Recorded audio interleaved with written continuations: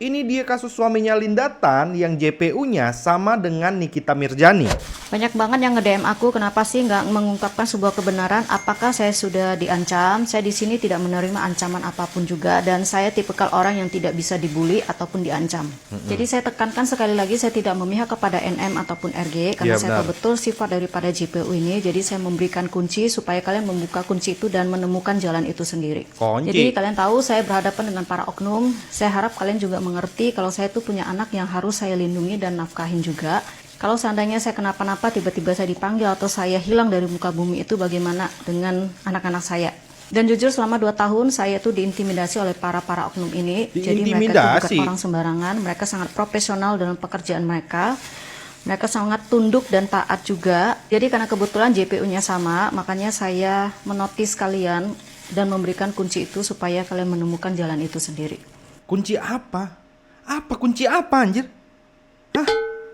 Oke, kita runtut dulu ya pelan-pelan kasusnya suaminya Linda Tan ini. Hai warga TikTok, terima kasih banyak buat kalian yang mensupport aku. Akhirnya video aku bisa viral pada waktunya atas dukungan kalian. Disclaimer, di sini suami aku bukan mafia tanah, tapi dia adalah orang yang mempunyai talenta dan diberi kepercayaan oleh para ahli waris untuk menyelesaikan tanah-tanah tersebut. Dan dia sudah lama banget berkecimpung di dunia tanah ini, dan selama ini dia baik-baik saja dan tidak pernah ada masalah karena pengacara yang dia pakai dulu adalah orang tua angkat dia. Oke, jadi awalnya Linda Tan ini muncul lewat TikTok dan mengaku suaminya itu bukan mafia tanah katanya, tapi seseorang yang profesional dan dipercaya ahli waris. Namun dia merasa suaminya dikekang, pekerjaannya ditutup, bahkan dirinya sendiri itu dimonitor katanya. Jadi Linda Tan ini mengklaim suaminya diberikan kepercayaan mengurus tanah ahli waris. Namun ada pihak pendana di baliknya dan juga pengacara bermasalah yang ditunjuk tanpa surat kuasa. Jadi dia merasa diawasi gitu loh setelah kerjasama sama orang ini. Bahkan dia katanya tidak bisa lagi jalan-jalan sama anaknya dan juga suaminya karena suaminya kayak dikekang gitu loh. Bahkan dirinya sendiri itu ngerasa kayak dimonitor juga. Nah, di video lainnya ia mengungkapkan cepatnya proses hukum. 5 Mei laporan SPKT, 27 Mei klarifikasi, 18 Juli status tersangka. Ini menurut dia tuh sangat cepat untuk kasus tanah yang rumit ini. Dia juga menyatakan bahwa suaminya telah dipidana dan divonis 9 tahun penjara. Lebih berat daripada koruptor.